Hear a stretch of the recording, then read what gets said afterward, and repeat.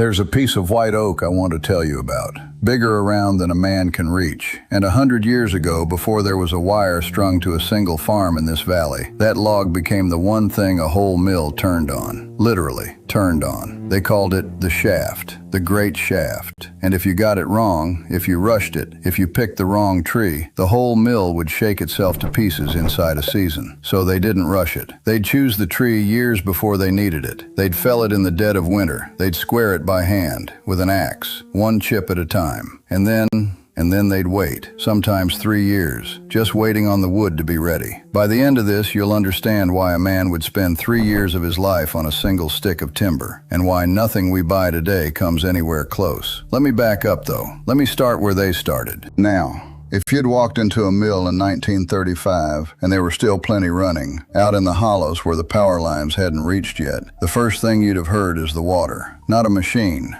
Water, falling over the wheel outside, steady, patient, the same sound it had made for 80 years. And inside, in the dark, there'd be this slow, heavy groan, wood under load. That was the shaft turning, the whole heart of the place. Here's the thing most folks never think about. The water wheel, the part you see, the pretty part in the paintings. The wheel itself doesn't really do the work. It just catches the water. What it's really doing is turning a big log that runs straight through the middle of the building. And that log, the shaft, is what carries the power inside, to the gears, to the millstones, to the saw, if it was a sawmill. So the shaft takes everything. Every pound of water, every jolt when the load comes on sudden. All of it runs through that one piece of oak. Which is why the old millwrights, that's what you called the men who built these. The old millwrights treated the shaft like it was, well, almost like it was alive. Because in a way the mill lived or died on it. And it started with a tree, a specific tree. Not just any oak either. It had to be white oak mostly. White oak because it's dense and it holds up wet. And a mill shaft is wet its whole life, remember? Right there by the falling water. Red oak they'd leave. Red oak wicks water like a straw,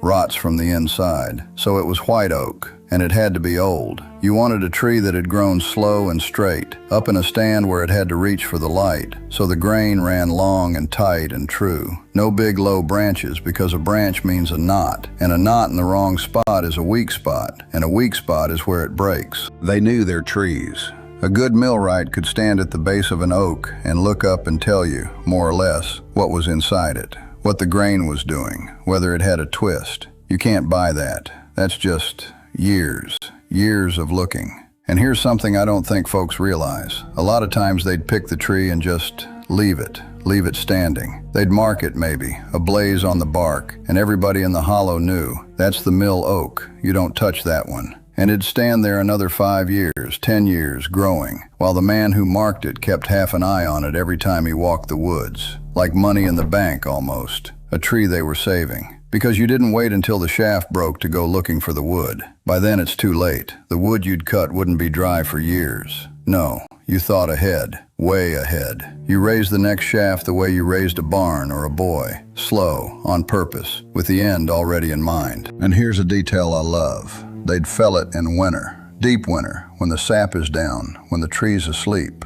Wood cut in winter dries slower and truer, and it's less likely to crack as it dries. Cut a tree in July, full of sap, and it'll fight you the whole way. Cut it in January and it comes to you quiet. So picture it, middle of winter, snow on the ground, and 2 or 3 men out with a crosscut saw, a long 2-man saw, no motor, just backs and lungs. And they go at this trunk that's maybe 4 feet through, and it takes the better part of a day just to bring it down. And when it goes, when that oak finally leans and cracks and comes down through the other trees, the whole woods shakes. You feel it in your feet, and then the real work starts. Because a round log is no good to them. The shaft has to be squared, and I mean squared by hand. This is the part I wish more people could see. They'd take a broadaxe, big, heavy, wicked-looking thing, the blade flat on one side, and they'd stand up on the log, or beside it, and they'd hew it, chop a line, snap a chalk line down the length first, so they had something true to work to, and then hew to the line, chip after chip after chip. A skilled man could take a round log and make it as square and as flat as if it came off a machine. With an axe, tracks, just his eye and his arm and thousands of hours behind him. And the sound of it, if you've never heard a man hew a log, it's this steady, wet, chunking sound, over and over, hour after hour, and a little pile of pale chips building up along the whole length of the log, curls of white oak thick as your hand.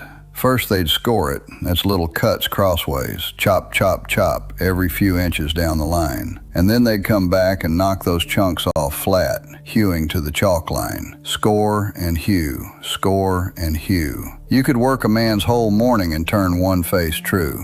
Then you roll the log a quarter turn and do it again. 4 faces, 4 mornings near enough. And nobody's in a hurry, because hurry is how you cut past the line. And once you're past the line, there's no putting the wood back. Some of them would square it up rough, leave it a little fat, a little oversized, on purpose, because they knew what was coming next. And what was coming next was the hard part, the waiting. You've got to season the wood. Season means dry. Green oak, fresh oak, is full of water, and as it dries, it shrinks, and it shrinks more one way than the other. And if you shaped everything perfect while it was green, it'd all go crooked on you as it dried. So you dry it first, slow, and there's no oven, there's no kiln, there's no fan, there's just time and air. They'd stack that squared timber up off the ground, up on blocks so the air could get under it, up in a shed maybe, out of the rain but open to the breeze, and they would leave it. And the rule of thumb the old-timers used, and you still hear it, is about a year of drying for every inch of thickness. Now think about that.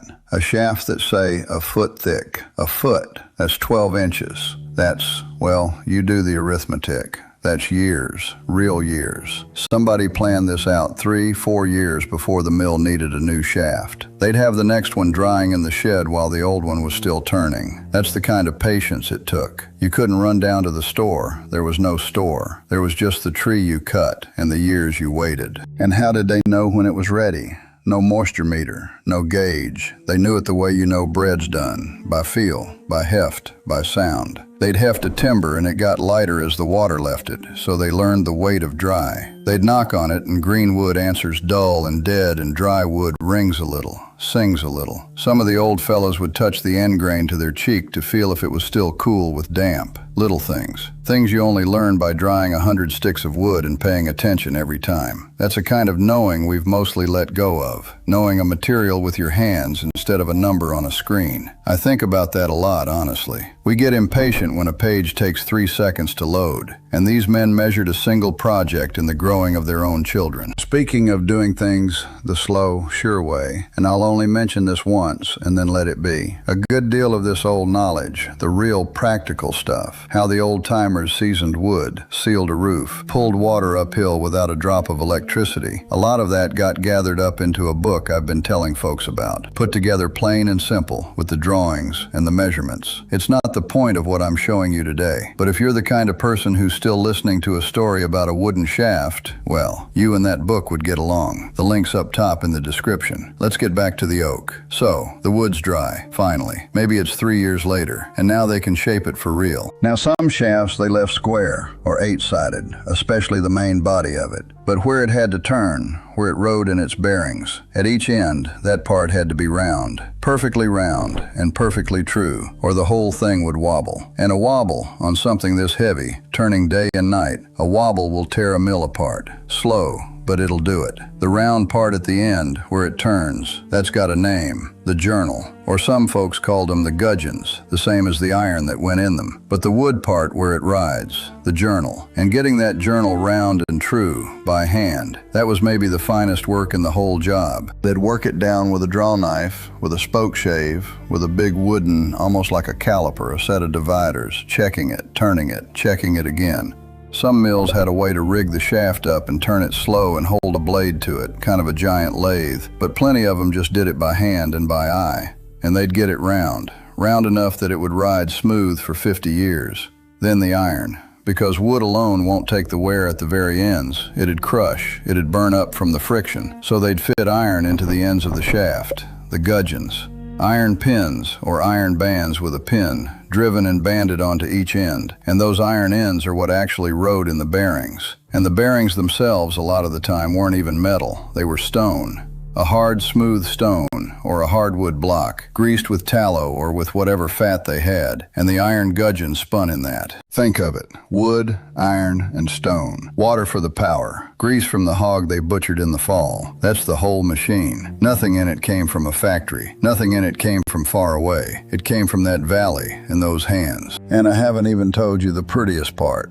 What does the shaft turn once it's spinning? Gears. But not iron gears. Well, not all of them. The big wheel bolted to the shaft inside. The pit wheel, they called it. That turned a smaller one. And the teeth that meshed them together, an awful lot of the time those teeth were wood too. Made one at a time. Little wooden pegs. Cogs, they called them. Whittled out of a hard, tough wood, applewood or hornbeam, and set into the rim of the gear like teeth in a jaw. And here's the clever bit, the part I really love. They made the teeth out of a softer wood than the iron they ran against on purpose, because a wooden tooth is going to wear out and break sometimes. And when it does, you don't scrap the whole gear. You just knock the broken cog out and whittle a new one and tap it in. An hour's work. The tooth is meant to be the thing that gives. Sacrificial, you'd say now. They figured that out with no engineers, no degrees. Just watching what broke and being smart about it. So the miller, in a quiet spell, he'd sit there with a knife and a pile of applewood and whittle a handful of spare cogs and hang them on a nail, ready. And you could hear it.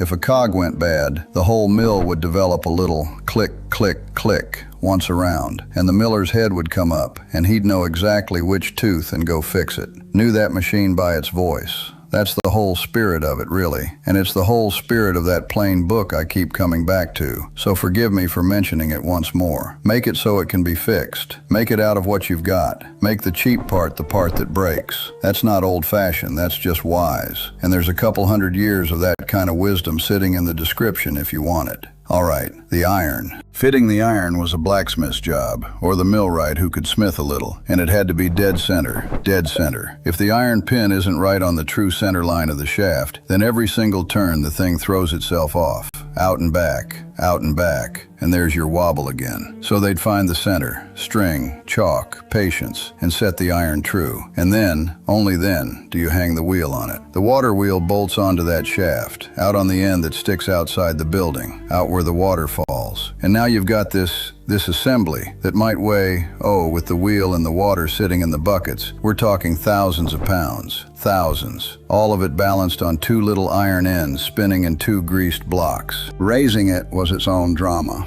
You've got a squared oak beam, 20 feet long maybe, weighing what a small car weighs, and you've got to get it up onto its bearings, level, true, with no crane, no motor. Just block and tackle, rope and pulleys, and levers and rollers, and every man and boy and mule you could round up, and you eased it up, slow, everybody knowing that if it got away from you, it'd take a leg off, or worse. And then, the gate. Somebody pulls the gate up at the head of the race, and the water comes down the channel, and it fills the first bucket on the wheel. And the wheel, after all of it, the tree, the winter, the axe, the 3 years of drying, the draw knife, the iron, the raising, the wheel takes a breath and starts to turn. And that groan I told you about at the start, that's the first time you hear it.